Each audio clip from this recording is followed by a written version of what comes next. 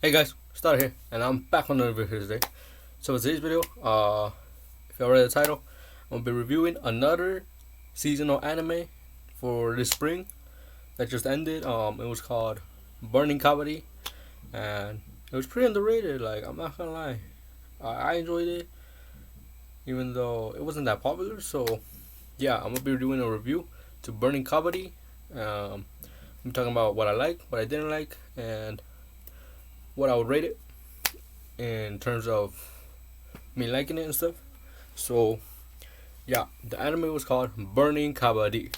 So pretty much it was about this sport that mostly takes place like in I was gonna say India. I think it takes place in India, but like it takes place in Asian countries, if I'm correct. Uh, I don't really know much about the sport.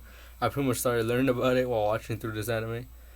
Like at first, I didn't even know it existed. So yeah, I was surprised to know that this was an actual sport in the real life. So yeah, it's called Kabaddi, the sport, and I seen some clips. I was like, it looks interesting for sure. It's kind of like a tag football style mix game, where you can tackle and you pretty much like tag them, but it's called struggle, uh, in Kabaddi and stuff. I think I'm getting the facts from the anime guys. All right, so yeah, okay. That's pretty much what Kabaddi is. It's like a tag type thing. You tag someone or struggle, and then you have to run back to your base. And if you're able to cross the line, the pass the pretty much if you're able to reach your base or your certain area, your square, you get a point. And depending on how much people you end up touching, is how many points you end up getting back. You end up getting, and so yeah, it's like tag because like as soon as you touch them, they're out. They're pretty much out. They can't do anything. And yeah, the only way they're brought back in is apparently if uh their teammates end up tagging people on the other side, and then they can bring them back, depending on how much people they touch. So let's say they lost 3 members and they only tag one person on the other side, they get 1 member back. So it was pretty interesting. I was like, okay, it's pretty cool. Seeing how Kabaddi works and stuff, I was like, all right, bet. So yeah, that was Kabaddi, guys. I just give you guys a quick rundown of what it is. So now for the review. Time to start it. What I enjoyed about this anime. I enjoyed that even though it was a small anime, um, the voice acting in this one it was pretty good. I'm not gonna lie, I enjoyed the voice acting for sure. It didn't feel like lazy and stuff. They actually felt like they were actually trying, even though the anime was small. Not that people knew about it. Uh, what I also liked was the characters for sure. I definitely enjoyed the characters, even though I can't remember their names. I remember the main characters, Yogashi. Yeah, I think that's his name. Everybody else I can't really remember, but the characters they were pretty cool. I enjoyed them, seeing how they were actually. We got like quick little backstories throughout the season, of how they try to like, of how they joined the team and how they try to train themselves to become members that can actually be useful for tournaments and stuff. So yeah, the characters they were pretty enjoyable. There was this bald guy who came from the mountains, who's he's really energetic and stuff. So he's always trying new stuff. Um, there was the 2 buff guys. One of them was like always like giving like straight facts and like good advice of how to be able to be good defense. And the other buff guy, he was always just like the casual, laid back who every once in a while just like would drop a few facts every now and then, which I was like, okay, that's cool. And then we got the vice captain, which he was pretty. I liked him. He was pretty. He's cool for sure. So pretty much how he was like, he'd always blackmail people into joining the team, bro. Like, what the fuck is wrong with this man? But it works though. They end up joining the team, and boom, we get new members. So yeah, the vice captain, I like him. He got a little dark side to him. And then the captain, as well. He's a pretty cool guy. He's I think he has like a disease or something, where he gets I guess frail or he can lose conscious while playing the game. Like he runs out of energy, but he's pretty cool. Even though he's sick, he's still able to pull through and show people why he's still captain. He pretty much he has like short bursts of like stamina. In those short bursts, he can do crazy ass stuff. Like there was a part where he was the last member left, and he was up against 5 guys, so he released that burst of energy and he was able to get them all, and still get those points, bro, by himself. I was like, yo, this man's crazy, bro. Of course, he was tired. Pretty much after that, they become easy to catch, but in those short spans of burst, he's able to just like pop off. Pretty cool stuff.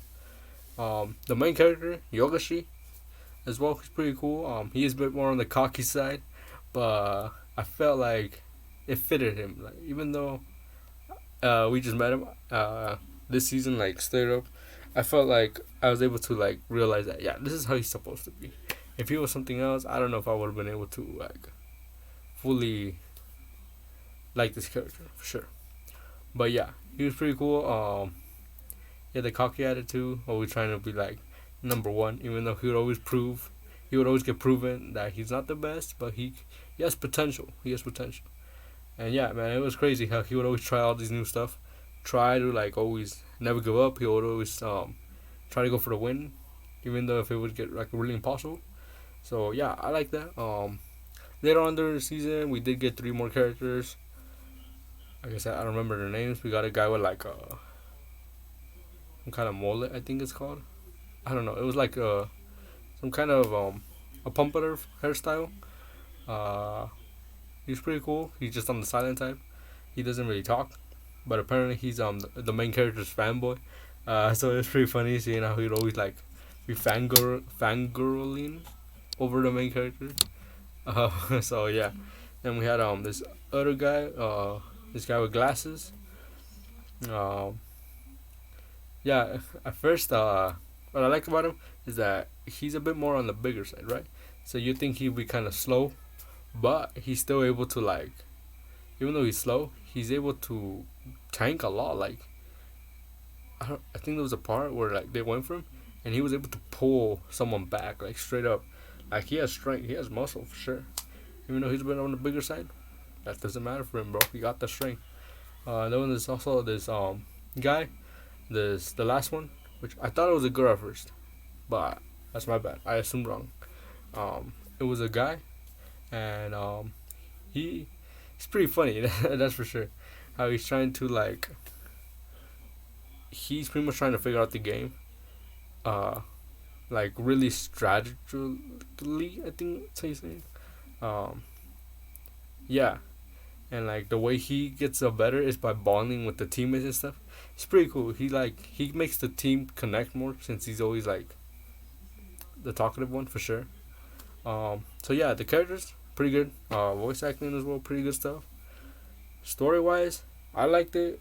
It was simple. It was just we're gonna be the number 1 of Japan, like every other sports anime. That's how Haiku was. We're gonna be number 1 of Japan. Karasuno, for Kuroko as well, we'll be the number 1 basketball players in Japan. So yeah, simple. We'll be the number 1 Kabaddi team in Japan. But yeah, it was pretty good. This story was like, I guess, the prologue. We pretty much just had 2 practice matches, and they were pretty good. For practice matches, I was like, yo, okay, that's pretty good.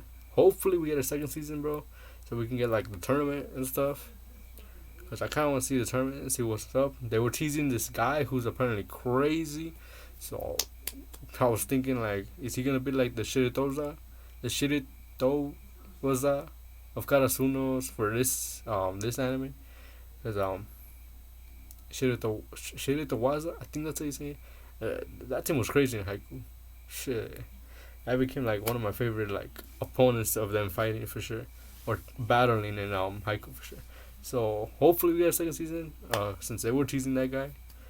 And yeah. So what so that's what I like. The character, voice acting, story wise. Pretty simple. It's gonna be the number 1 in Japan. What I didn't really like, It's nothing really bad. Like I said, it's just something simple. Was that the animation? It wasn't like crazy, of course, because like it's a smaller anime. They didn't really have like a big company to produce it. I think Haiku and like Kuroko, they had production IG, which is a pretty big company.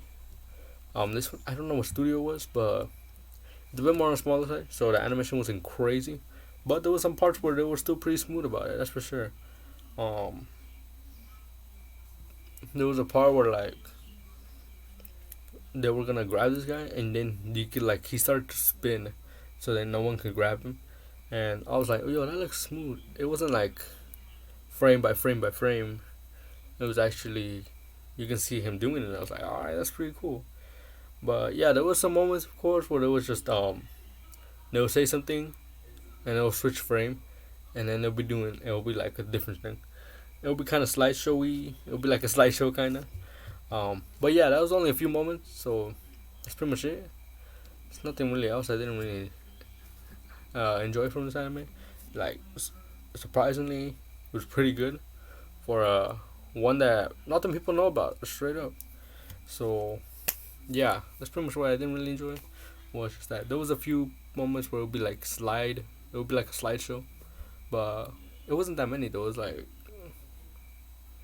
it wasn't even one per episode. I think it was like one every 3 or 4 episodes. It was like barely. When it was like the practice matches, they would of course like it wasn't really like that. It was just the moments where they would be like normal talking or practicing and stuff. So and none of the big moments. But yeah, overall, that's pretty much it. What I enjoyed, the characters, the voice acting, story. What I didn't enjoy was the slideshow parts. But overall, pretty good anime for sure. Definitely recommend you guys to watch it if y'all want to learn about Kabaddi. So if we get a second season, y'all can watch it with me.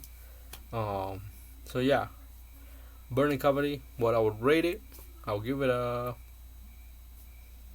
It's not below average. It wasn't bad, but it's not average. I actually enjoyed this one. So out of 5, I'll give it a 3 out of 5.